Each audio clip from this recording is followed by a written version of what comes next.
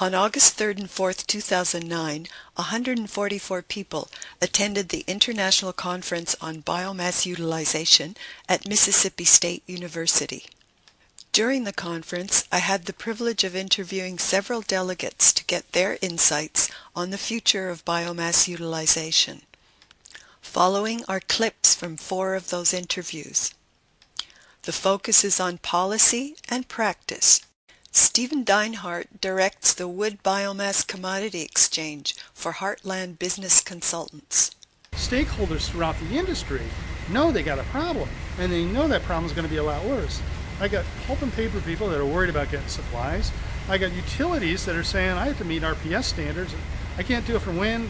There's only so much hydro out there. Solar, yeah, we still got the transportation questions that are involved with that, the transmission questions. So they want, and they have empty, basically idle coal plants that they want to switch over.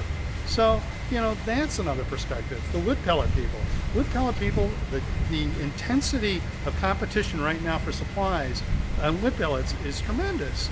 These guys have to go further and further. Now they're getting it to an extent on better pricing because they obviously sell those wood pellets for a pretty good dollar. But the bottom line is they have to pull it off from a greater and greater area. So if we can get a more fluid market out here, if we can bring attention concentrated on a single point where buyers and sellers get through, where we can drop transaction costs, put prices out there that go and increase the knowledge that some people have in a valuable resource. It's not simply a question of, hey, I got 500 acres there and I'm watching the deer in the back. I can actually let that resource prosper, be a better forest, and at the same point in time yield some money for my efforts to make it a better forest. You know, that price is an extremely important element. It's going to rationalize the market, ration the resource, and ultimately lead to better production. David Jones is Assistant Extension Professor in the Department of Forest Products at Mississippi State. Number one is going to be policy. You know, everything in our industry is policy driven, and you know, if the policies are good, then things will move forward. If the policies are bad, then that might hinder us. The other is cooperation with power companies that are already in place. We see by one of the talks today that we've already got a power company that is working on using biomass for energy actively. And I guess the third one would be public perception. Obviously the people that came today have no problem with the public perception of using biomass for other things, but the general public, that's something that we probably are going to have to overcome. So those are going to be the 3 biggest hurdles to moving forward with this. I think the biggest opportunity is the raw material that we've got out there in place. It's not being utilized because of the downturn in the rest of the forest products industry. That's a real benefit. It's a thorn in a lot of people's sides too, because obviously the traditional industries, we want to see them survive too, but retrofitting power plants, retrofitting pulp mills to do more of this energy type work is probably going to be a real benefit to us. Marian Marinescu is Assistant Professor at the University of Florida's School of Forest Resources and Conservation. The pellet industry in the United States is developing at an accelerated rate due to the development of very, very large pellet manufacturing facilities. Actually, one of the largest in the world has been built in North Florida, where I am located.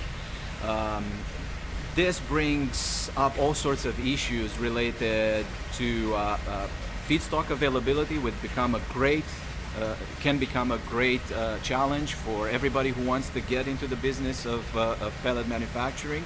In terms of manufacturing, especially as we discovered it here in the South, is the utilization of southern yellow pines. Unlike the northern species of pines, there are challenges associated with manufacturing pellets from southern yellow pines because of the high pitch content, because of durability issues that relate to the wear and tear of the manufacturing equipment. Other than that, we see a challenge, but also an opportunity would be the introduction of other feedstock species into the mix. As I said, right now, the preferred species in the south here of the United States is southern yellow pine. We will probably see more and more hardwood species entering the market for wood pellets, and as the availability in the future will become an issue, we will see probably mixes of species, not just woody biomass, but also grasses such as switchgrass and other grasses being added to the mix. Industry analyst Pete Stewart is president and CEO of Forest to Market.